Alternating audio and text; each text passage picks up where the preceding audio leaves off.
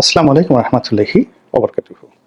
সম্মানিত দর্শক, ডক্টর মোহাম্মদ ইউনূসের রাজনৈতিক দল এনসিপি এবং সেই দলের গুরুত্বপূর্ণ নেতা হলেন জনাব নাসিরউদ্দিন পাটোয়ারি। তিনি প্রায় প্রতিদিনই বোমা ফাটানো বক্তব্য দিয়ে যাচ্ছেন এবং তার এক একটি বক্তব্য সারা বাংলাদেশকে তোলপাড় করে দিচ্ছে। এবং তার এই সকল বক্তব্যের মধ্যে আমি অনেক কারণ, অনেক ইতিহাস এবং অনেক যাকে বলা হয় তাৎপর্যপূর্ণ ঘটনা যা কিনা আগামীর বাংলায় ঘটবে তার কিছু নমুনা দেখতে পাচ্ছি। জনাব নাসিরউদ্দিন পাটোয়ারি বয়সে তরুণ এবং অন্য সবাই যারা প্রবীণ রাজনীতিবিদ তাদের মধ্যে যে ধরনের একটা কূটনীতি থাকে, ছলচাতুরি থাকে, তারপরে নানা রকম কৌশল থাকে, এই জিনিসগুলো এখনো নাসিরউদ্দিন পাটোয়ারি বা তার যারা সহকর্মী রয়েছেন তাদেরকে স্পর্শ করেনি। ফলে তিনি যা শুনেন, যা বোঝেন, অথবা তাকে যদি কেউ কোনো কথা বলতে বলে তার ঊর্ধ্বতন কর্তৃপক্ষ, তিনি সেটা অকপটে বলে ফেলেন। ফলে তার কোনো কথাই গুরুত্বহীন নয়। এর কারণ হলো এই কথাগুলো তিনি যদি বলে থাকেন তাহলে হি ইজ অথরাইজড, তাকে এই কথাগুলো বলতে বলা হয়েছে। আর যেভাবে তিনি যে বক্তব্যগুলো দিয়ে যাচ্ছেন সেই বক্তব্যগুলো দেওয়ার রেকর্ড বাংলাদেশে কারোর নেই। ফলে তার এই বক্তব্য দেওয়ার জন্য যদি পেছনে ইনফ্লুয়েন্স না থাকে, অ্যাডভাইস না থাকে, পরামর্শ না থাকে এবং এই ধরনের কথাবার্তা বলার ক্ষেত্রে যদি তাকে প্রমোট করা না হয়, তিনি কখনো এই কথা বলতেন না। যেমন আমি তিনটি ঘটনা বলি। প্রথম ঘটনা হলো তিনি একটি টেলিভিশন টক শোতে বললেন যে বিএনপি 50 থেকে 100টি সিট পেতে পারে। আচ্ছা, আপনাদের কি মনে আছে যে আওয়ামী লীগ জমানাতে একটি বক্তব্য বেশ ভাইরাল হয়েছিল জনাব সজীব ওয়াজেদ জয়ের ব্যাপারে। 2018 সনের নির্বাচনের আগে তিনি বলেছিলেন যে আমার কাছে তথ্য আছে আওয়ামী লীগ আবার ক্ষমতায় আসছে। তো মূলত জনাব সজীব ওয়াজেদ জয়ের এই বক্তব্যটির কারণে সারা বাংলাদেশে তোলপাড় হয়েছিল, ঠাট্টা মশকরা নানা রকম ট্রল হয়েছিল এবং তাকে সবাই তথ্য বাবা উপাধি দিয়েছিলেন। কিন্তু যদি যে সময়টিতে তিনি বক্তব্যটি দিয়েছিলেন যদি মানুষ অনুধাবন করতেন, মূল্যায়ন করতেন, বুঝতে পারতেন, তাহলে সতর্ক হলে এই দুর্ঘটনা ঘটতো না। অর্থাৎ তিনি 2018 নির্বাচনের প্রায় 2 বছর আগে কথাগুলো বলেছিলেন, যখন থেকে মূলত আওয়ামী লীগ সরকার দেশি বিদেশি তাদের যে এজেন্ট রয়েছে তাদের মাধ্যমে একটা মাস্টার প্ল্যান করছিল 2018 সনের রাতের ভোটের ব্যাপারে। এবং জনাব সজীব ওয়াজেদ জয় যেহেতু তরুণ এবং তিনি যেহেতু রাজনীতির সেই যে কূটকৌশল এগুলো বুঝেন না, ফলে এই ধরনের কোনো বৈঠকে তিনি ছিলেন, আলোচনা হয়েছে অথবা তার কাছে রিপোর্ট করা হয়েছে, তিনি সেই কথাটা অকপটে তার মতো করে বলে ফেলেছেন। যেমন ধরুন 2018 সনের যে নির্বাচন, সেই নির্বাচনটা একটা সাধারণ নির্বাচন হবে, এই জন্য পুলিশের একটা ব্যাপক প্রস্তুতি ছিল এবং আমাকে সেই 2018 সনের 3-4 বছর আগে পুলিশের একজন এএসপি আমাদের গ্রামের, তিনি আসলেন বয়সে আমাদের চেয়ে বড় এবং আমাদের স্কুলে কিছুদিন শিক্ষকতা করিয়েছেন। তিনি আমাকে বললেন যে ভাই তোমাকে একটা কথা বলি, ভুলেও তুমি নির্বাচনের ব্যাপারে বিএনপিতে যেও না বা স্বতন্ত্র ইলেকশন করার চেষ্টা করো না, এই প্ল্যান। তো এটা তো আমাকে 3 বছর আগে 2018 3 বছর আগে বলেছেন। আর 1 বছর পরে যাকে বলা হয় জনাব সজীব ওয়াজেদ জয় বলেছেন। আর 2 বছর পরে গিয়ে অর্থাৎ 18 সনে গিয়ে আমি বিএনপিতে যোগদান করে জীবনের যে শিক্ষা পেয়েছি, এই শিক্ষা আমি কিয়ামত পর্যন্ত ভুলতে পারবো না। আমি আল্লাহর কাছে বলেছি যে আল্লাহ শুধু জানটা নিয়ে এখানে আমাকে একটু বাঁচাও, ইলেকশনের নাম আর রাজনীতির নাম জীবনে আনবো না। কেঁদে কেটে বলেছি 2018 সনের নির্বাচনের সেই মাঠে। কিন্তু যদি আজকের মতো আমার বোধ থাকতো, বুদ্ধি থাকতো, তাহলে আমি ওই যে আমার যে পুলিশের বড় ভাই, আমার স্কুলের বড় ভাই, তার কথা শুনতাম। সজীব ওয়াজেদ জয়ের এই বক্তব্যকে উল্টিয়ে পাল্টিয়ে আমি মন্তব্য বোঝার চেষ্টা করতাম এবং সে অনুযায়ী প্রস্তুতি নিলে আমার জীবনে 2018 সনের দুর্ভোগ দুর্দশা হতো না, যেটা আমার বাড়ি গেছে, গাড়ি গেছে, ব্যবসায় গেছে, বাণিজ্য গেছে, যৌবন গেছে, সবকিছু তছনছ হয়ে গেছে 2018 সনের একটা নির্বাচনে। তো এখন এই যে নাসিরউদ্দিন পাটোয়ারি, তো যেহেতু তিনি একটা কিংস পার্টির বড় কর্তা, ফলে এই কিংস পার্টিকে আপনি চিন্তা করেন যে নাহিদ, তো নাহিদ মন্ত্রী ছিল, একেবারে ফুল মিনিস্টার ছিল। তো তাকে যখন বলা হলো তুমি একটা রাজনৈতিক দল গঠন করে এনসিপি এবং সেটার সভাপতি তুমি, সে নিঃসন্দেহে বুঝেছে যে সভাপতি হিসেবে তার যে ভবিষ্যৎ মন্ত্রীর ভবিষ্যতের চেয়ে বেশি। ২ নম্বর হলো তার কনফিডেন্সটা এভাবে গ্রো করেছে যে এই কাজের মাধ্যমে তার বরকত আসবে এবং সে লাভজনক অবস্থায় থাকবে। এবং এখন আপনি দেখেন যখন যমুনাতে বৈঠক হয়, জামাতের আমির, তারপরে সালাউদ্দিন সাহেব, মির্জা ফখরুলের মতো মানুষ যখন নাহিদের সাথে হ্যান্ডশেক করে নিজেদেরকে ধন্য মনে করেন এবং নাহিদ দাঁড়িয়ে থাকেন এবং বাকি সবাই এগিয়ে গিয়ে তাকে কেউ বুকে জড়িয়ে ধরেন, তার সঙ্গে কেউ হ্যান্ডশেক করেন এবং সবাই এমনভাবে হাসাহাসি করেন যেন তিনি রাজপুত্র, প্রিন্স অফ ওয়েলস। তো এটা তো নাহিদ বুঝতে পারার পরেই, এই ১ বছর পরে যে ঘটনা হবে এটা জানার পরে, বোঝার পরে, অনেক আগে কনভিন্স হওয়ার পর তারপর নাহিদ এনসিপি গঠন করেছে। আদারওয়াইজ তো সে বলতো যে না, ঠিক আছে, এটা ইন্টারিম গভর্নমেন্ট, যে কদিন আছি মন্ত্রী হিসেবে থেকে বাকি জীবন আরাম-আয়েশে কাটিয়ে তারপর বিদেশে কোথাও চলে যাবে, এটা তো স্বাভাবিক। তো এখানে যে এসেছে সে নিশ্চিত না হয়ে আসেনি। একইভাবে এনসিপিতে অন্যান্য যে সকল কর্তা ব্যক্তি রয়েছে, সেটা আক্তার বলেন কিংবা ওই যে বিদেশ থেকে যে মেয়েটা আসছে ডাক্তার, তো তিনি, কিংবা এই নাসিরুদ্দিন পাটোয়ারি, তো তারা যদি একেবারে শতভাগ নিশ্চিত না হতেন তারা এখানে আসতেন না। তারা একটা নির্দিষ্ট গোল নিয়ে এসেছেন, ইতিহাস নিয়ে এসেছেন, ঐতিহ্য নিয়ে এসেছেন, আশ্বাস নিয়ে এসেছেন, সব মিলিয়ে তারাই আসছেন। তো এক্ষেত্রে তাদের ইন্টারনালি অনেকগুলো আলাপ আলোচনা হয়। যেমন ধরেন গোপালগঞ্জে যে ঘটনাটা ঘটলো, এখন এই গোপালগঞ্জে এই ঘটনাটা ঘটবে, এটার জন্য কি ২ মাস আগে থেকে আপনার কি মনে হয় তাদের একটা প্রস্তুতি ছিল না? এখানে তাদেরকে একটা অ্যাসুরেন্স ছিল না যে তোমরা ওখানে গেলে, এই কথাগুলো বললে, এই কাণ্ডগুলো ঘটালে এরকম এরকম একটা পরিবেশ হবে এবং আমরা সেটা নিয়ন্ত্রণ করবো। এখন বাইরে যা কিছুই হচ্ছে এর পেছনে কিন্তু একটা ইতিহাস রয়েছে। তো কাজেই আগামীতে নির্বাচনটি কেমন হবে? সেই নির্বাচন কি ২০২৪ সনের মতো একটা নির্বাচন হবে, নাকি ১৮ মতো হবে, নাকি ১৪ মতো হবে? সেখানে কি সিট ভাগাভাগি হবে? সেখানে কি ভোট একরকম হবে, রেজাল্ট শিট একরকম হবে, ঘোষণা আর একরকম হবে?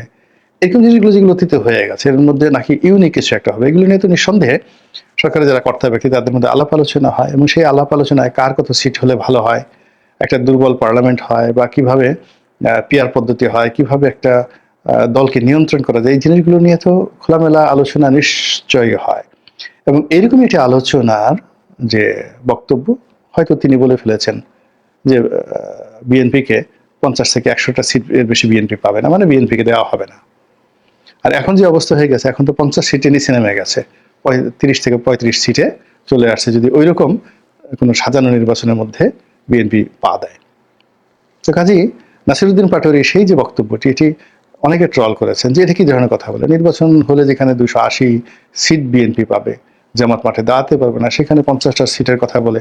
ইট মিনস, মানে সেই ভদ্রলোক যারা নাসিরুদ্দিন পাটোয়ারি যে কথাগুলো বলেছেন, সেই বক্তব্যের প্রেক্ষাপট পিছনের দিকে আমরা চিন্তা করিনি। এখন তার দ্বিতীয় বক্তব্য আসেন। তিনি সালাউদ্দিন সাহেবকে নিয়ে গালাগালি করলেন। বিএনপির একেবারে তারেক রহমান সাহেবের দক্ষিণহস্ত, তারেক রহমান সাহেবের টিচার। মানে এখানে একটা সময় গিয়াসউদ্দিন আল মামুন, হারি চৌধুরী, তারপরে শেষে এহসানুল হক মিলন, মানে হাওয়া ভবন কেন্দ্রিক যে ২০ জনের একটা টিম ছিল, তো সেই টিমের যে সবচেয়ে পাওয়ারফুল লোকটি ছিলেন জনাব তারেক রহমান সাহেব। এখন হাওয়া ভবন নেই, কিন্তু তারেক রহমান সাহেবকে বাংলাদেশে রিপ্রেজেন্ট করার ক্ষেত্রে যে টোটাল একটা চাঙ্ক রয়েছে, একটা গ্রুপ রয়েছে, এই গ্রুপের সবচেয়ে প্রধান ব্যক্তি হলেন জনাব সালাউদ্দিন সাহেব। তো সেই সালাউদ্দিন সাহেবকে নিয়ে তার জন্মভূমি, তার নির্বাচনী এলাকা, তার যাকে বলে ক্ষমতার কেন্দ্র, সেই কক্সবাজারে গিয়ে তিনি অকথ্য ভাষায় গালাগালি দিয়ে আসলেন। অকথ্য ভাষায় তাকে অভিযুক্ত করলেন, তাকে মাফিয়া বললেন, ডন বললেন, ভারতের এজেন্ট বললেন, তাকে যাকে বলা হয় এই চিংড়ি ঘের দখলকারী বললেন, আরো অনেক কিছু। আপনার কি মনে হয় জনাব নাসিরুদ্দিন পাটোয়ারি না বুঝেই কথাগুলো বলেছেন, বা তাকে এই কথাগুলো বলার পর যে প্রতিক্রিয়া তৈরি হবে, সেই প্রতিক্রিয়া থেকে তাকে বাঁচানোর জন্য রাষ্ট্রের পক্ষ থেকে কোনো গ্যারান্টি না থাকলে তিনি এই কথা বলবেন? আপনার কাছে কি মনে হয়? তার নাক দিয়ে কি এখনো দুধ গলে?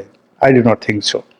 ফলে তিনি যেটা বলেছেন সালাউদ্দিন সাহেব সম্পর্কে, এখন এই কথাগুলোই জামাতের বিভিন্ন পেজ থেকে, তারপরে জামাতের বিভিন্ন মহল থেকে সালাউদ্দিন সাহেবের বিরুদ্ধে যে বক্তব্য দেওয়া হচ্ছে এবং তাকে যেভাবে কালার্ড করা হচ্ছে, কলঙ্কিত করা হচ্ছে, এই ভদ্রলোকের রাজনীতি সামনে দাঁড়াবে মান মর্যাদা নিয়ে এবং তিনি সামনে ভালো কিছু করবেন সেটা মোটামুটি শেষ হয়ে গেছে। It is impossible. তো কাজে এই যে নাসিরুদ্দিন পাটোয়ারি সাহেব যে কথাগুলো বলেছেন, সেটা সবাই নেতিবাচক নিলেও, বা সবাই এটাকে খুব মানে অবুঝের যাকে বলা হয় বাল খিলল, মনে করলো আমি সেটা কখনোই মনে করিনি।